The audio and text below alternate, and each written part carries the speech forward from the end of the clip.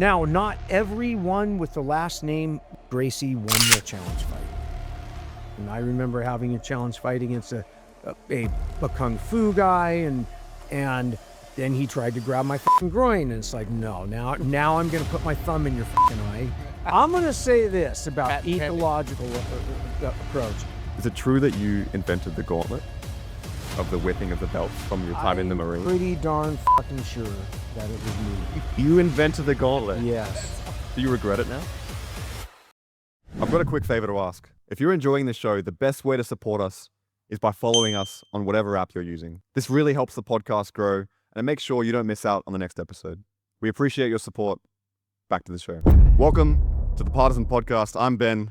We've got no George, but we're here with Chris Burns, my lovely co-host. Chris, introduce yourself. All right.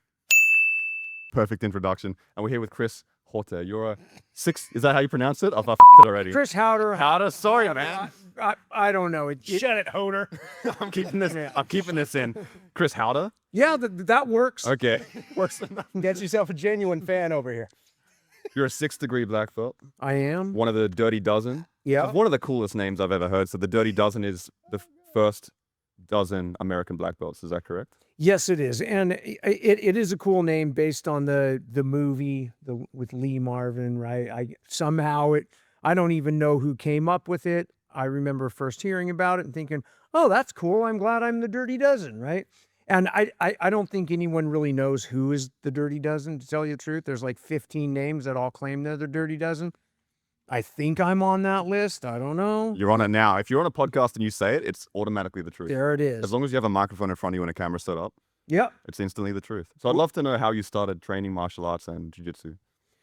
Well, like most, I'm 60 now and early Gen Xer.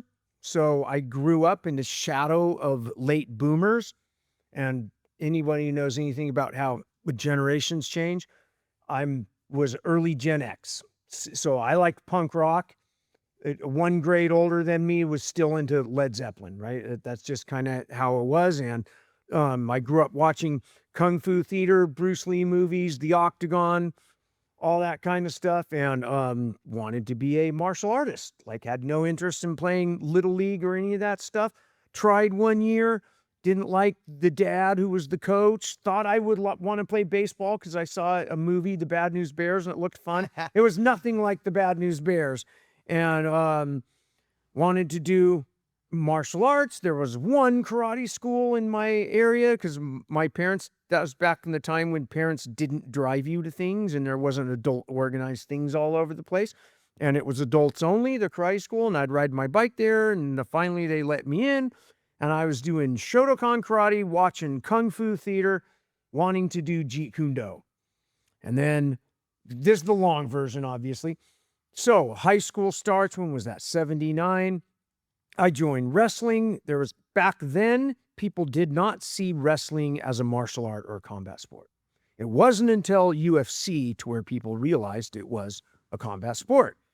And because I fought all the time, because I was a stuttering lightweight who didn't want to take shit from anybody, it means I got in a lot of fights. And I realized very early on that fights, unless somebody knocks someone out with a sucker punch, the fight progresses to a clinch and then the ground. And if you can hold a person down and punch him in the face, you're going to win the fight. And so wrestling was a natural fit, and I loved the sport. I thought it was wonderful. But of course, it was bound by rules. At the same time, you got pro wrestling doing all these weird leg locks and back breaker banana splits or like whatever it was. So submission grappling seemed like a fantasy art, whereas wrestling seemed like the reality part of it. And I didn't realize that there was a real submission grappling art until my first jiu-jitsu experience. So fast forward, I'm 24 years old. I've done wrestling, boxing, had one pro Muay Thai fight. I won the fight. It fucking hurt like shit. I remember sitting down between rounds 1 and 2 with a broken shin going, whether I win or lose this fight, this is the last fucking one. I'm not poor enough to have to fight my way out of the ghetto, that this isn't going to work. And that very next week, I went to the local junior college where I was in school at the time. I was in the Marine Corps Reserves, and I decided to join the college wrestling team. And when I went in there, the Aikido club instructor, Mitch Yamashita, was showing guys after Aikido mount escapes. And I'm thinking, wow, I didn't know there was like wrestling in Aikido.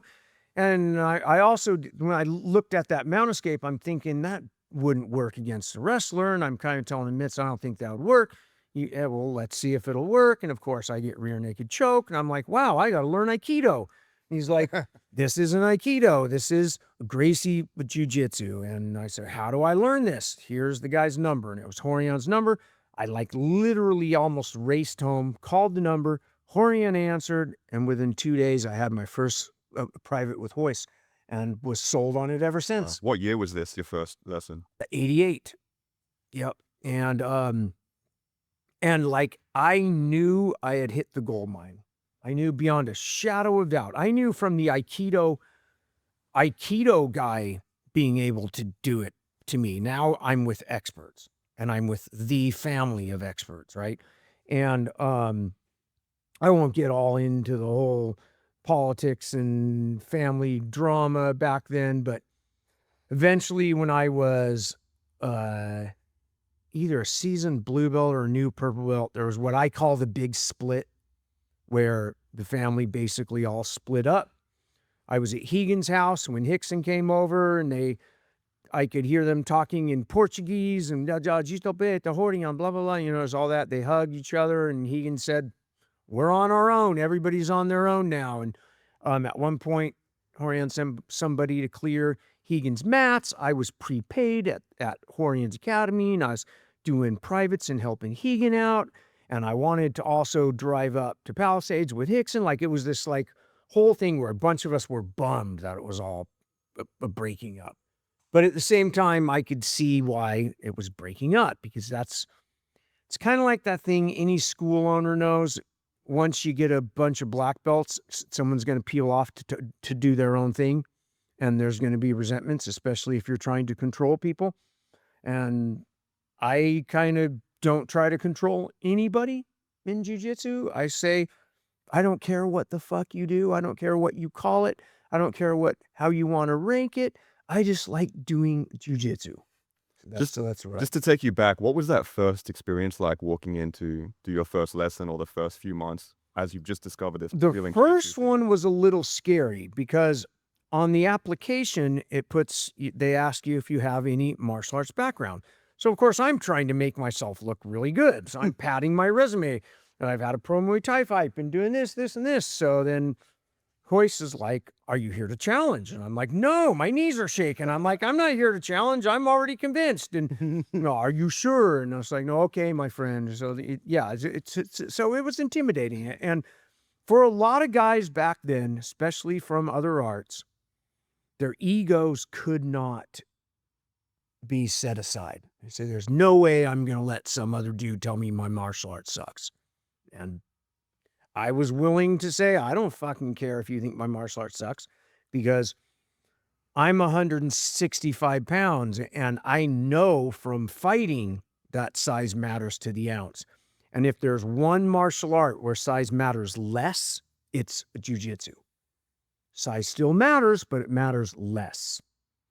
Can you talk about the Gracie Challenges? There are a lot of people that are starting jiu-jitsu, this year or last year that might not know about the history about how jiu-jitsu came about in terms of the Gracie Challenges. Can you talk a bit about what the challenges were?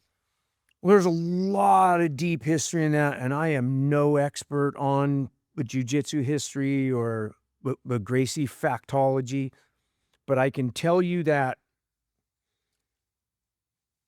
basically without Rickson, a Gracie jiu-jitsu would be a myth.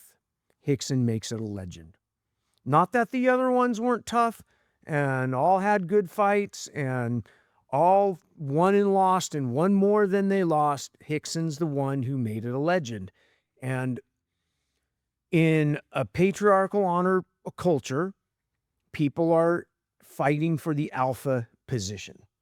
And if you do a little anthropological research, you can understand why personality dynamics do what they do. And a lot of the Gracie challenge, like when I was a purple belt, I would have challenge fights against other styles. And I would pretty much would know that once I got the clinch, I would win. Like the odds are really strong, I'm going to win. But I had to get to the clinch first. And I remember having a challenge fight against a kung fu guy, and I'm channeling Horion, and like I was really glad that I'd seen and heard how Horion arranges it, how you always be as calm as you can, which makes the other guy nervous. You say, okay, are we going to have this? What are the rules? And then are we going to have no rules? Because if we have no rules, then someone's going to lose an eye, you know? And those, well, my style, Kung Fu, we, you know, have eye gouges and all. Why don't we do the first round without that? You know, and you kind of ease them in, and you know, and then I remember mounting the Kung Fu guy where he almost kicked my head off, but before I got the entry. And then he tried to grab my fucking groin, and it's like, no, now I'm going to put my thumb in your fucking eye, because if you can grab me by the balls, I can grab you by the eye. And I'm like, I thought round one, we were not going to have that, you know? And then we did round two, and he didn't want a round three, you know? But I learned from Hegan, from my first challenge fight, where this dude said, I know I can't beat Hegan, but I bet you I could beat that blue belt. And Hegan like called me back after I'd left, and I went back, and I'm all nervous. And I was doing the gentle art. I would take him down, and I would control him and sub him. And then Hegan calls me over and he goes, what are you doing? And it's like, yeah, Crease. And then afterwards, he's like, well, Crease, if you do the gentle art, they think it's luck. They think it's a fluke. You have to make them feel it. Feel their elbow that night hurting. They have to know it. And without pain, they won't know. They will think you got lucky. And that's kind of true. And like almost every black belt knows, when you're rolling with the new guy and you're being like, maybe you're tired that day or whatever, and then the blue belt or purple belt thinks they did really good against you. They don't know you're only going 60%, and you're like, oh God, do I have to? You know, there's that proving factor that comes from any sport where you got to get it on. And the combat sports, like I always think of, you have the martial arts, and you have two subsets. You have the fantasy arts and the combat sports. And obviously the fantasy arts are about show and, you know, doing flashy high spin kicks. It looks fucking cooler. And before jiu-jitsu and MMA, that's what people thought were the most effective arts. Because when you see a dude do an acrobatic back spin kick, you would think, wow, that dude will kick that wrestler's head off. But you don't realize, unless you fight all the time, that if you can just get past that. Like I used to say, when I was a purple belt, I felt like I had an AR-15 and the other guys had muskets and maybe a lever action. And I'm probably going to win the fight, but I could still catch a musket ball in the face, right? I mean, it doesn't necessarily mean you're going to win. You got to be on your toes. And the serious fighters, my mentors, they didn't take any fight for granted. All fights were like what's that line they say? If we're fighting for money, I'll quit when you tap. But Now you look at me like all that fucking talk. Christ, I was enjoying the silence. Like I don't have to do shit for once on camera. If we're fighting for honor, you quit when I say. Yeah, if we're fighting for money, quit when you say stop. If we're fighting for honor, I'll quit when I want to. When I want to. Yeah, something like that. Something like that. Probably less swearing. Yeah. And yeah, I kind of like, you know, I'm young. I'm a typical young, insecure male trying to be a badass. And jiu-jitsu was fucking awesome, right? It was like I'd hit the gold mine. I remember watching UFC 1, knowing Hoist would win, and also kind of bummed because now the cat's out of the bag. Right? It's like, fuck. Now everyone's going to know this super secret. You couldn't convince guys to do this. just the cool martial arts, again, were back spin kicks, wearing Bruce Lee shirts and having clip-it knives in your sweatpants, and Bruce? these guys wearing old white karate gis just didn't look cool. It didn't look cool. But like, I liked it when it was secret and in Horion's garage and before it was going mainstream. And then I'd say right now we're in the 4th grade expansion of the jiu-jitsu, where now it's like every block has a school opening up. That still seems weird to me. Wait, what does 4th grade expansion mean? The first expansion was when Horion arrived to the U.S. It was the first wave of jiu-jitsu expanding to the world. Okay. Which ironically, it kind of coincides with the internet. Yep. Which is globalization 3.0. Okay. Which, like everything, there's good and bad. There's like information is going viral. The Gutenberg press was like a huge change. The industrial revolution, a huge change. The internet was a massive change. And like early tournaments, there would be guys walking around to make sure no one had cameras filming techniques. It was like banned.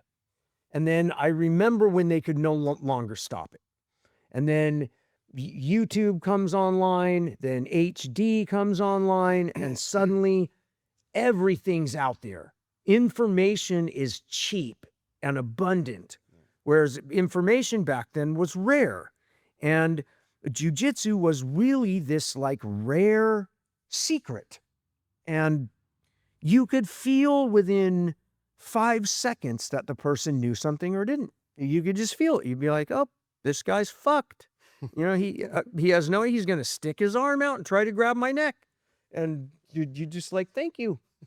And I remember like there's a theory in anthropology, I think it's called the 100th monkey. It comes a thing where like people that were analyzing monkey tribes, and one monkey figures out how to stick the stick in the ant hole and feed all the ants, and then the tribe expands, and all of a sudden it jumps from island to island and it goes viral, and then all of them do it. And I can remember being a seasoned purple belt when I felt the 100th monkey thing happen, where all of a sudden guys didn't just stick their arm out anymore. Yeah. Whereas like the best college wrestlers would just do the dumbest shit. Yeah. And then they wouldn't do it anymore. It was like around UFC 3 or 4.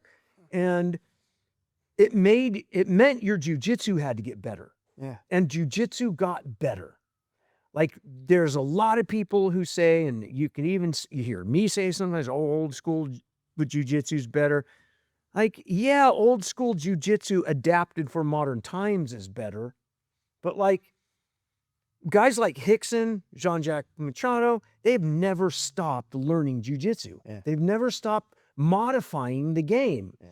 And people who stop modifying the game are running around with AR-15s when everybody has an AR now with optics. Dude, we were doing heel hooks the other week. Literally, fucking, I shouldn't be talking.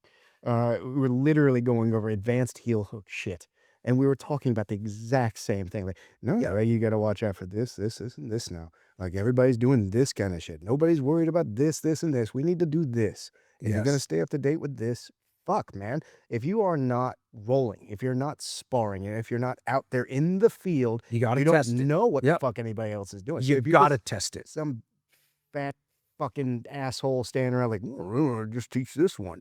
Like, no, dude, you have to go out there and get your ass kicked so you know what they're up to. Yeah. They might come out with there's a bazooka with a laser pointer on it. Yeah. So you better watch out for that fucking thing. So, And it was kind of like, too, like in the early days, before jiu-jitsu had cross-pollinated, like each kind of little group, each little academy really did have its own sort of style. I like how when we when you speak, it sounds like we're smarter than we are. Yes. We're gonna cross-pollinate the anthropology of this situation, the juxtaposition of the photosynthesis. Yes. But no, I mean, like there one shut up academy. Not you, him. Shut up. One academy would be really good at open guard. One academy would be really good at staying on top and passing. One academy would be really good at closed guard game. Like it was much more regional to the academy. Oh, they had, like, I'm gonna sound stupid saying the word Ryu. I don't know how. Ryu, yeah. R-Y-U. You guys say it with no tongue. What's the word? I don't fucking know. It's like a clan. So like you have these groups and they have their syllabus. Yeah. They have their art. And their art, no, you don't do this. This is the tiger style. You know, like you're learning these different styles when you go to different places because whatever you've created here, you've created. This is your problem. Now, when you take it somewhere else and all of a sudden they have a weird answer to this problem, that's the monkey sticking a stick and go stick your stick in another academy. Yeah. So like you got to wander the earth like fucking kung fu and you stick your stick in all these academies and you see what works and what doesn't. Like there's this universal thing of the shit that is good, that works. And I'm not talking about moves. I'm talking about like, he didn't want to get kicked in the head. So he managed the distance to manage the damage. Yeah. Like that's the underlying thing of Gracie Jiu-Jitsu. Yes. Like what's the most important cheat code shit, not the moves you can attach to it. So we're sticking sticks and anthills everywhere trying to find out what the important shit is to add to it. Yes. Well, as I am. I mean, Chris is doing whatever the fuck Chris is doing. But like this is the whole conversation is no one knows everything. No, man, you got to be an empty vessel willing to learn at all times. At all times. Yeah, dude, if you're not, fuck off. Just leave me alone. And Rickson had a distinct Vale Tudo style, very much related to his gi jiu-jitsu style, but it was different from like Royce's style, different from like the other guys' style. And like I remember going up to Portland, Oregon with my first black belt, who was then a blue belt, Matt Thornton, who's working with Randy Couture to help him for his first UFC fight, Vitor Belfort. And I knew upon clinching with Randy, even though he's a heavyweight, I knew he was going to win. Like the first 5 UFCs, if I had any brains, I would have been betting on him. Because I was close enough to each camp where I knew who would win 80% of the time. And I knew that Vitor had not experienced a clinch, a real clinch, in the way that Randy had not experienced a real guard. Like I could do a climbing armbar on Randy Couture. Within a few, 6 months after, I couldn't because he'd adapted, right? Yeah. But it was like, holy shit. When it's like trying to hold on to a jackhammer. It's like, you are not going to out-clinch him. He's going to suck the energy out of you and kick your ass. Yeah. But he can't get hit. So trying to teach a grappler some boxing was also very difficult because the skills for a grappler are different for the skills for boxing, vice versa. And grappling is very much a feel art, which is what Rickson talks about, invisible connection and all that. And boxing is more visual. And sometimes grapplers are fucking horrible at boxing. And sometimes boxers spaz out on the mat because spazzing out is somewhat effective in boxing, or that fast twitch, the movement, right? And so to be a mixed martial artist, which is kind of the ideal, right? There are skills that you must have. And each martial art tends to have an area of expertise. And some have more areas of expertise than others. And as a 60-year-old dude who can't put my foot behind my head anymore, I find that my mentors, coaches, and I'm thinking of Rickson, who's a little older than me and a lot more wrecked, I'm going to get a better product from him than trying to go learn the new rubber guard move from the 25-year-old CrossFit guy who promotes himself well. And like sometimes I roll with those young guys and I could feel the athletics. The one thing I did do, and this kind of came from resentment, like when I was a purple, brown, and black belt, Rubber guard. Rubber guard was coming up, and I was never a guy who could really put my foot behind my head. But I'd go to the Machado mat, which had most of the athletes were on that mat. And Horion's Academy was like the professionals, the non-athletes. Rickson's were the fighters. The Machados were the athletes. and that was like LA. And there were other things, and you'd go to the academy and there'd be 4 sleeping bags, Brazilians waking up on the mat, and you'd get all the new things from Rio, like De La Riva guard and all these things. And I loved that because there was this period in the 90s, I call it the Cambrian explosion, where all of a sudden it's Web 1.0, knowledge is rapidly growing and expanding, and the founders, Helio and Carlos, there was enough black belts under them that they couldn't control it anymore. They couldn't control the information. They couldn't control the knowledge, the tribe. So now it's blowing up and people are coming up with their own shit. And I love that. And a lot of guys, my peers, I would say plus or minus 1 belt rank, plus or minus 1 weight class, would fucking dodge me. I'd say, hey, do you want to roll? And, oh, no, my wind. I just got off the wind. And then I'd see him rolling like mad with some purple belt over there. And I'd be like, fuck. And I made up my mind that I'm never going to dodge. And at 50, I started dodging. But when I was young, like I would go teach a seminar and I'd roll with everybody. That's shit to do. What are you talking about? But like I hobble onto the mats like I am dodge shit. Like, dude, I'm tired. My body can't hack it anymore. I have to mow the lawn. Fuck off. One of my favorite. I got to walk. God, I'm not 20. I got to walk. One of my favorite. And your quotes, gym doesn't have a shower. You can't fucking dodge. It's one of my a shit job. favorite quotes from you, Chris, is "It's not who's good, it's who's left." Yeah. Can you expand on that? What's left of us? Him. What's left? Well, like, all right. So when I turned 50, I gave Rickson a text. We met and had lunch 10 years ago. And I had just won like Masters World's weight class or whatever it was. And I fucking hate that they make in IBJJF, they make old black belts sprint for 5 minutes. Like we should not be sprinting. I can't even get warmed up until but 12 minutes in the match is gone. You're forcing old guys to sprint against each other to try to score a point and hold the fight.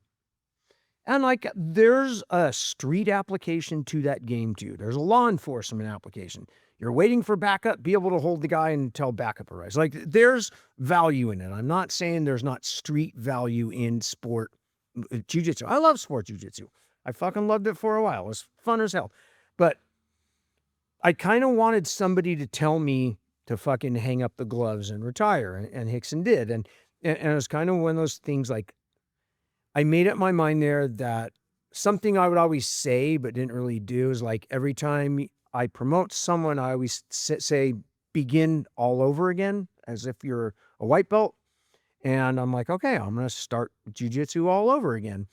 And no pressure to compete. I'm going to chase the art. I'm not going to chase the medal. I'm not going to do that. And so it's kind of like I'm getting old. I've had some knee injuries, and I want to keep doing this. And in order to keep doing this, my primary goal became not to win, but to not get hurt.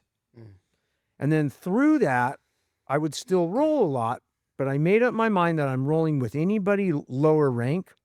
I can't use attributes. I can't use speed, strength, or explosion. And then it forces my jiu-jitsu to get better. Because the athletic game peaks sometime around 30 and then it's downhill.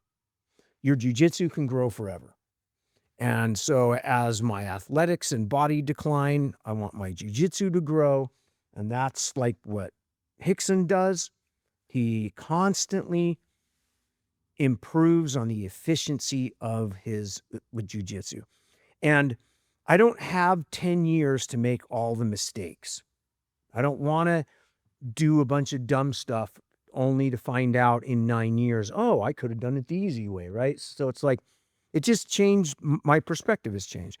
And I still roll like I'm 10 years older than I am, not like I'm 10 years younger than I am. And you know, when you're 35, I'm rolling like I'm 25. And then I'm sitting on an ice pack on the couch. So now I pretend I'm 70 when I roll. So I don't know if that answers your question. It definitely does. That's profound. You're profound. I just want to still be doing it. I want to still be alive, right? Have you seen a lot of people quit early because they've been rolling like they're 10 years younger?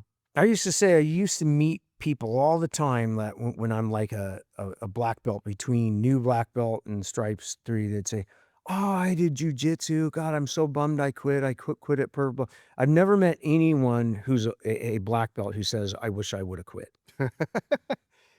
Just doesn't happen. What do you think the main barriers are? Is it ego that stops people from adapting this kind of mindset when it comes to training? I think so. I think the two things we humans fear more than anything is public shame and the unknown. We fear it more than death or injury. See, now that one was profound. That's what we fear. And you realize that it's not that bad once you go do it. That most people are obsessed with their own lives. They're not thinking about what the fuck you're doing. That's all in our heads. I'd like to bring it back, actually. We talk about kind of the proliferation of jiu-jitsu and how technology has impacted that. I'm curious about if you have any insights to the early 90s, because these Gracie Challenge matches were really quite unique compared to other martial arts, because they were really unique and really intense. To my understanding, they said publicly, "We think we have the best martial art in the world. We will prove it. You can come and fight us at any point, and we will film it." Yep. On a VHS tape, and then they somehow distributed the VHS tape. Yep. That's a lot of effort and a lot of risk. There's a lot of risk and you have to have a lot of confidence in your style. Now, not everyone with the last name of Gracie won their challenge fight. If you look up what happened in France, which is one of the reasons why the jiu-jitsu didn't take off as quickly as it did in France, is because, I won't say his name, but he got beat in a challenge fight on film by a French judo and Savate guy. Fuck yeah, man! I got beat him. Shit kicked out of me by a Savate guy. I was teaching in France and I was working with some of the police. And he's like straight up kicking the shit out of me because I was trying to teach the paisano. I was like, I do this, and that. Like, you fucking keep doing that. Yeah. Yep. The Savate's got it going on, man. And there's two versions of a Savate. There's a sport Savate, and then the original classical Savate, which is based on pirates and being able to fight on boats. Holy shit. And it's got the sword and the cane. And Partizan nerd. I learned some Savate in Reunion Island, which is a French colony island. You're going to teach it to me. And one of my hosts, my bad hips, I can't do it as well anymore. But was the hacky sack thing? Yep. And this older Savate guy who did, he was this Frenchman. He said, "I don't do that fucking sports Savate shit. I do the real Savate." And he's showing me, how you loop your leg and the whole thing, and how it's based on the boot and the sole of the boot. And you could take your toe and go, and put it, precision and accuracy.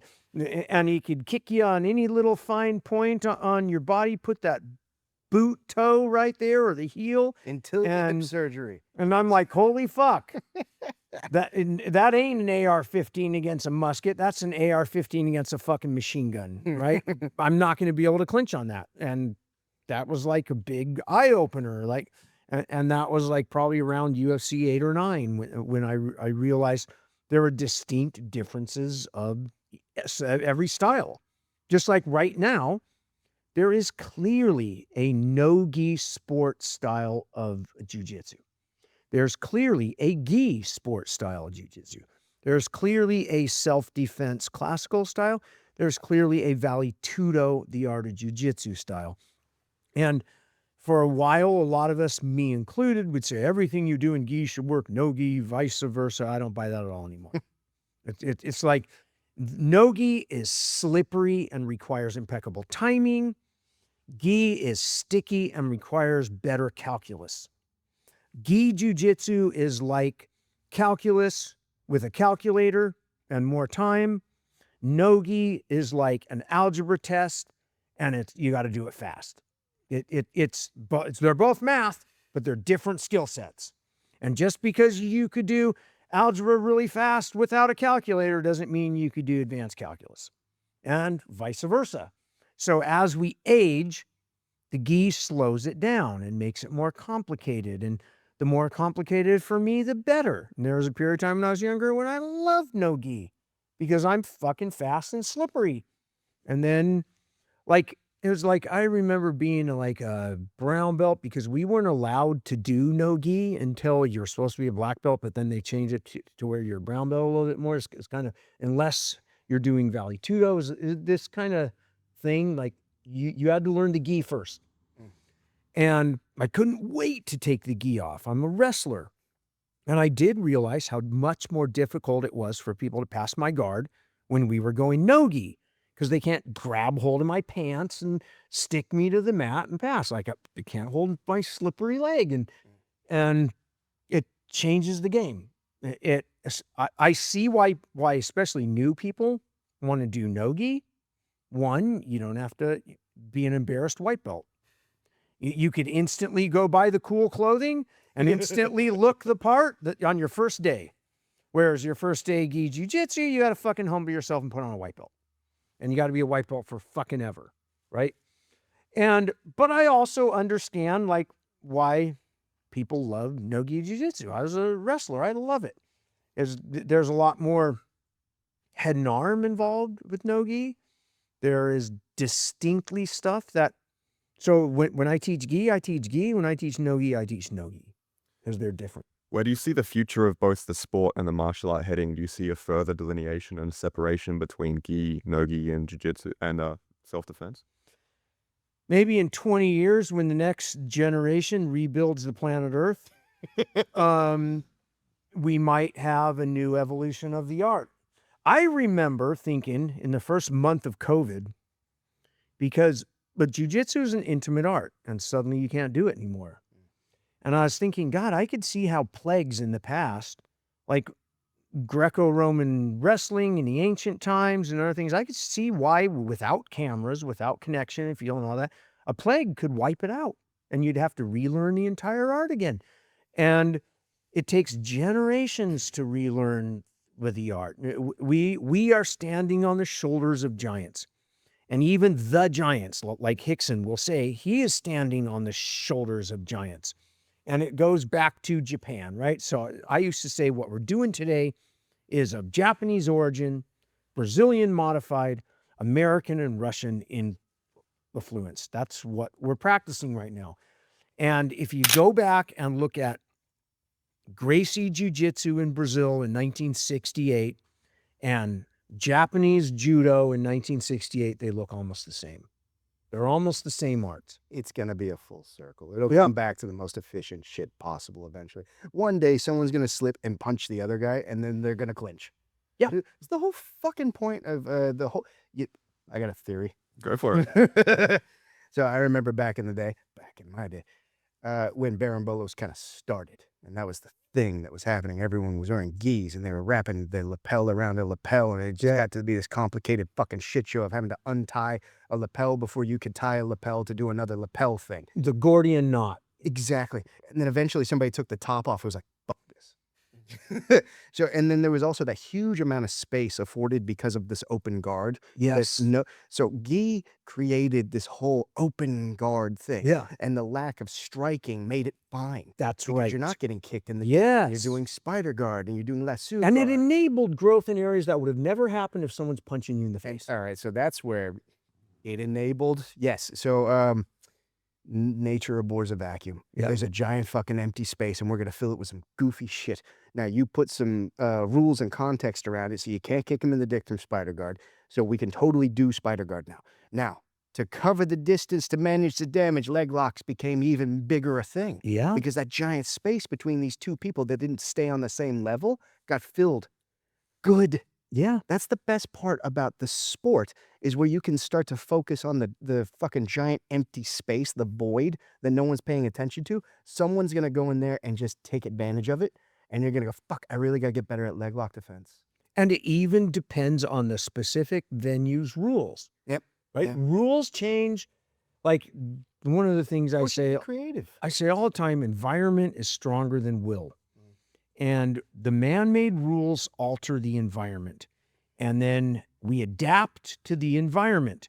And when we say you can't punch anymore, your grappling style is going to change. You're going to bend over like a chimpanzee to try to grab people's ankles because no one can kick you in the face. You're not allowed to. And judo and Greco preserved the art of the upright clinch. Judo is to cloth upright as Greco is to nogi upright. Wrestling is the art of be the guy on back arching motherfucking top, no matter back arching motherfucking what. It's the I will simplest. die for this. It is the simplest. It's the most attribute youth-based art. Wrestlers are like fucking monkeys.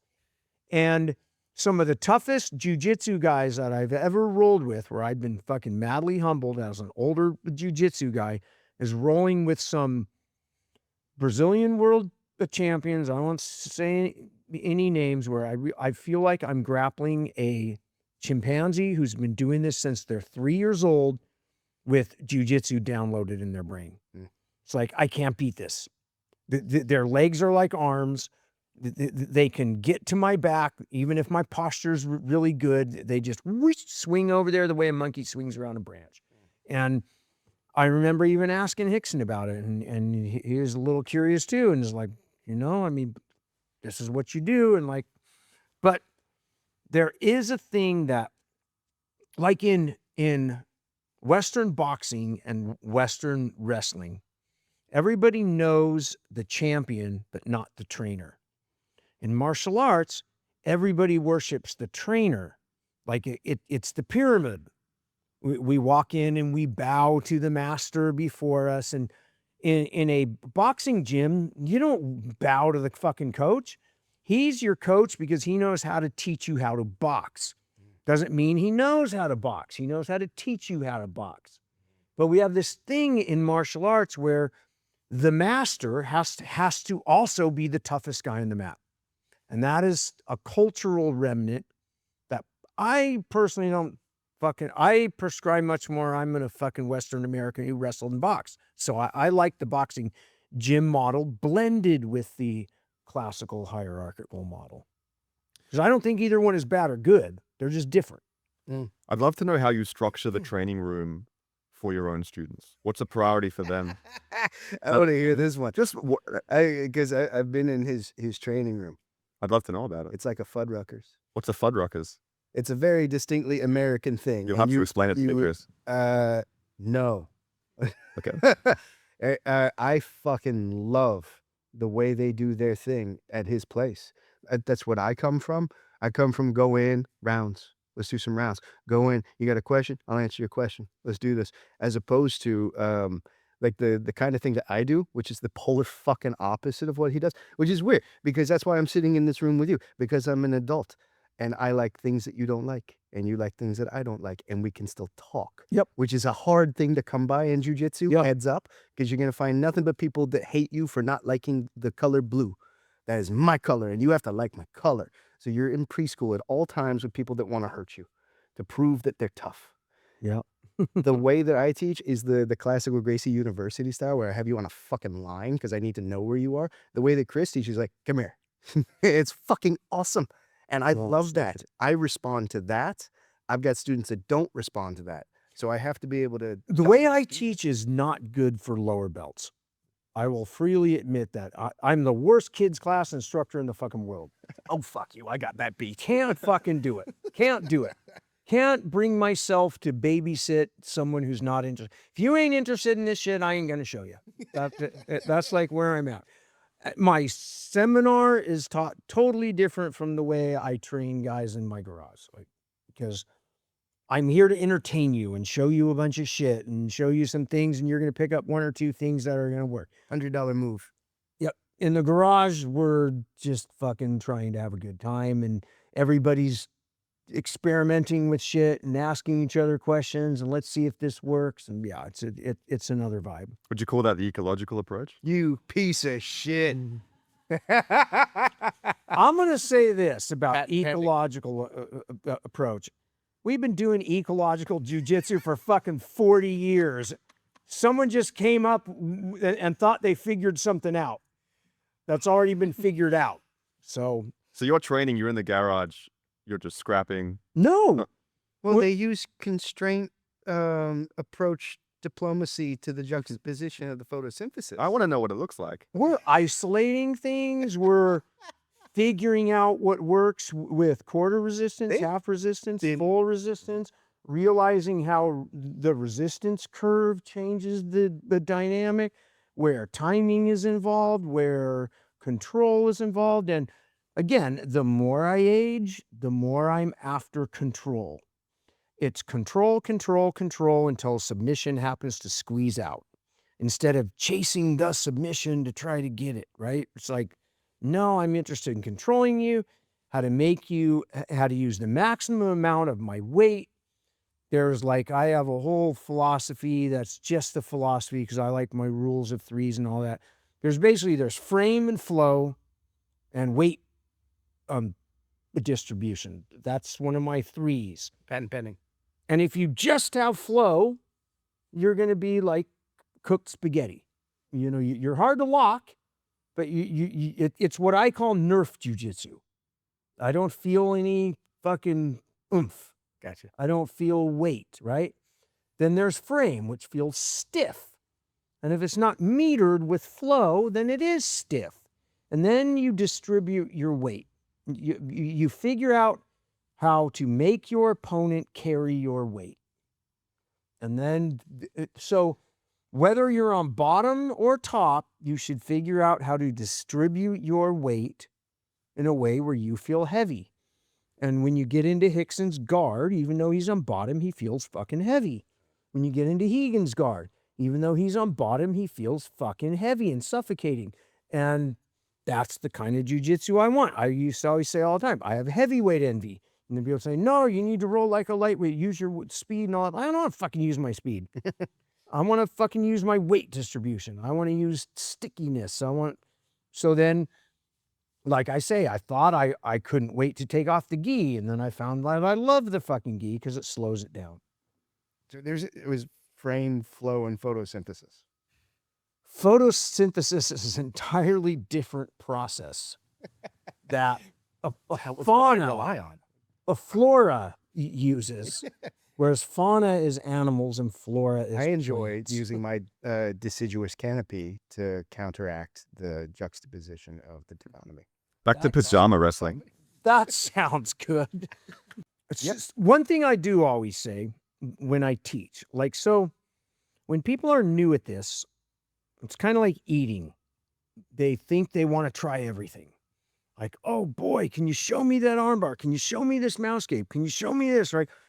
I have found it's better to learn 1 to 3 things well instead of try to learn 20 things in a thing. That's what I have found. It's kind of like eating a meal. You want to have a nice little 8-ounce steak, some good vegetables on the side, a little baby potatoes. Afterwards, have a creme brulee and a coffee. You don't want right after that to have a fucking lobster. And then right after that, have the primo pasta. It's like, it's too much. And martial artists, especially when they're like younger at this, they think they want to do it all and do it fast. And more is better. More is not better.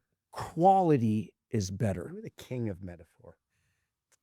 Good. What should the beginner focus on? Say they've someone who's listening to this, they're 3 months in, they're a bit overwhelmed by all of the things they could possibly learn. What advice would you give to them? What I do whenever I learn something, I try to walk away with one little piece of knowledge, one little tweak, one little thing, whether it's Rickson showed me or Bone showed me or one of my purple belts, like, oh, fuck, I didn't realize that if I just turn my wrist this way. So that's all my brain can keep. That's so big. That exactly what you just said is something that a lot of people don't fucking pay attention to, is that you don't just have the instructor. You have your chosen like outlet of information and the people that you want to represent and care about. But every single person that you interact with can teach you something. Yes. So rolling with like a blue belt that turns their thumb downwards and leans, and you're like, damn it. Yeah. Fucking 20 years and I didn't think of that. So that's how you're supposed to be approaching this. Yes. So, as a student chasing the art. yeah. Not as a fighter having to win. Yeah. It's a downside. It's hard. It's hard. It's hard. The ego gets in the way and you want Yep. to win. God forbid. God fucking yes, you want to win. Wait, no, the original question. Wait till you're 60, though. Fuck, I'm already 60. I like how you like. I'm gonna roll and I'm gonna control. And I'm like, I'm gonna survive, and then apologize. Like, I'm so sorry. Please don't ever roll with me again. I've got a myth I want to bust with you, Chris, that I read online somewhere years ago. Oh, you're Is good at this. Is it true that you invented the gauntlet of the whipping of the belts from your time in the I'm Marine? pretty darn fucking sure that it was me. You invented the gauntlet. Yes. I don't know if anyone in the room knew this. Can we talk about that? Do you regret it now? Yes. So the Machados were off filming a movie.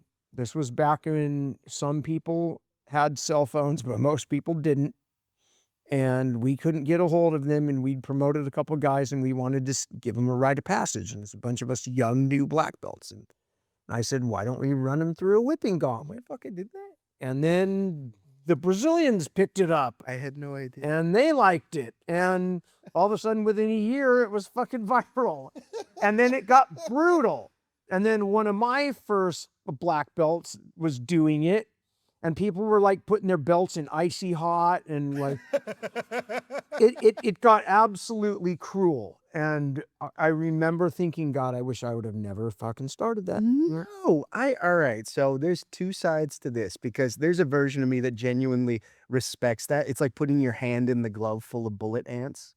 You know, like it's a rite of passage kind of thing. But to be fair, jiu-jitsu in general is a rite of fucking passage, because every class is putting your hand in a It is. thing of Yeah. bullet ants. But what made you think of that? What made you come up with that idea? Were you watching National Geographic? Or? I remember some of the other black belts wanting to do a lot meaner shit. Paddling them? And I thought, all right, let's just run him through. And then some people were doing multiple hits. And I was like, no, everyone just do one hit. You get one hit.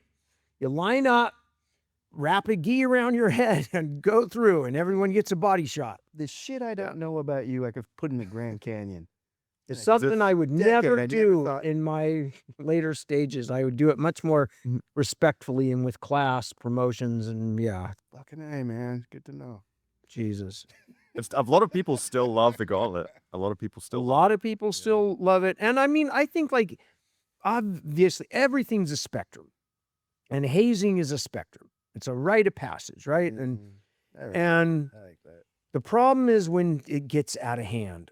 And like the military, and when I was in the military, there's a lot of different hazing rituals. Like you get your jump wings, and they fucking pin it on your chest, and then people come up and punch you in the jump wings, and the pins go in your fucking pectoralis major muscle, and it just like, I remember aching for 3 weeks. Like it like hurt my pec. Like the pins didn't hurt anymore. It was the punch to my pec that hurt, and my sternum cracking, and it's like things get out of hand, and like people do shit like on their first night out in the field, they fucking duct tape them to a tree and leave them out there for a night, like just mean shit, right? There's some hazing is good, but obviously it goes off the rails. All right. So I like that. So, you know, the game Dozens, like your mama's so fat, that kind of thing. Yeah, yeah. It's like that builds a certain amount of Resilience. yeah. So you're learning how to be tough in here as well as out here. Yeah. And that's cool. And then you hit that point where you see that one motherfucker who's like, well, I fucked your mother to death. And like, whoa, we don't like that guy. He's a little too much. So Yeah. now you get to like toughen up the weaker of the herd a little bit, but you also get to draw a line in the sand like, well, don't fuck with George. You know, like we know who's a little too much. So I kind of like it. I kind of dig it. a little bit of hazing, just a pepper of Dude, hazing. there's nothing wrong with hazing. And if you want to be that sensitive about it, you probably shouldn't be doing Yeah. this. You should have a cup of tea and cry in the shower. But then, like, there are examples. Like, I am a firm believer in what I'm going to call God, I don't even know if NATO exists still, but the way our military structure works is Watch your mouth. You got to go home, dude. as opposed to Russia. Russian military is brutal with hazing and brutal with hierarchy. And I don't know if you guys follow the war, but the meat grinder is a brutal process where basically, like World War I, Russians just send a wave of meat across the lines until a couple get through. And that is something that the Americans, Australian, and British won't do because we respect our troops. And when you know that your leadership respects you, you have more confidence in leadership. When you know your leadership is willing to send you into a meat wave, you don't. And then they have to send you in that wave, and if you turn around, they'll shoot you. So that's the incentive. And that seems pretty fucked up. And that's why 100,000 Russians have died in 3 years, where 20,000 coalition troops lost their lives in 20 years of warfare. Because wars are fought differently now if you are a more, I'm going to say it, a more efficient culture. But then, of course, we're heading towards World War III. So jiu-jitsu barely interests me anymore. And to be fair, like we full circle around that. And Meat Wave was the name of your sex tape. It wasn't. I'm keeping Really this Can you speak about the importance of leadership in the role of a coach or an academy owner when it comes to jiu-jitsu? I think it's absolutely important. And, you know, like as a seminar guy who goes around to multiple academies for the last 20 years, like I've seen the different types of leadership. Some of them are really good. Some of them are sort of good. Some of them are less good. Some of the good ones are totally different from other good ones. I think it's something that, like all old people say, is I wish I could take all this experience I had and put it in my 20-year-old head. But you can't do that. What would you tell yourself? I would tell myself to listen more, don't fuss and pout, and be kind. That meanness is never good. And I've been fucking mean. For whatever reasons and street fights or whatever, I've been fucking a mean dickhead. Meanness just fucks everybody up. I'm not into meanness anymore. And most of the jiu-jitsu, my mentors in this when they were young were also mean. It just comes with the turf. But I don't know. That's what I would say. Listen, don't fuss and pout, and be kind. Beautiful. Let's plug our stuff Let's plug it. before we wrap it up. I'm going to say You one guys thing know where you're right off the bat. Go to combatbase.com. I'm the fucking best association leader you can possibly have. I'm not a fascist. I won't financially exploit you. And I'm having a camp in July in LA. And that's all I have. Lovely. We'll put that in the show notes. Chris Burns. I am a complete fascist, and I will financially exploit the shit out of you if I knew how. I have no idea what I'm supposed to push because I'm terrible at this part of the job. You're on a website called the BJJ Project. Is that I'm correct? on a website called the BJJ Project. And I'm going to be on the website called the BJJ Project, which is going to be awesome. And maybe even Sheila will help me figure out how to promote myself. Chris is going to be on the BJJ Project, and another Chris is already on the BJJ Project. And I Fine, got to BJJ also Project. add that my wife, who's a third-degree black belt, coulda, shoulda, woulda been a world champion, but knee injuries and pregnancies got in the way. And she is the leader of Combat Base, and Yes, she is. the most honest person I've ever met, which is really refreshing after being with dishonest bitches. Yeah, so there you go. She is fucking cool. She runs the show. Oh, fuck. Yeah, talk about I talk have an about that. academy opening like now in like an hour or something. Where's it located? I don't know. They're gonna have to find it, Chris. I got a bunch of academies. Which one? The one you're opening. The one next to my house. West Street. Yes, sir. Okay. So your new academy is opening up in West Street, Brookvale. Sure. It's called 0 Point. 5/15 West Street, Brookvale. 0 Point Gracie Jiu-Jitsu is opening today at 6 o'clock. And Mr. Chris Haueter is coming down there to christen the place with his Christmas. That was the whole thing. I am taking new students. Yes, ma'am, I am. Because for like the first couple months, I've just been teaching the instructors how to teach. And then whoever kind of walked in got to be a part of it. But now we're actually building the place and building a crew. And I'm going to start a weirdly enough competition team as well. So instead of just teaching how to defend yourself, I'm going to teach how to defend yourself while collecting a medal that you paid for some reason. Let's go. You can visit Chris's academy. Let's go. The location will be in the show notes. Thank and God. can also visit And I Chris. would start saying, like, if you're in this area, go to this black belt. And if you're in this area, go that black.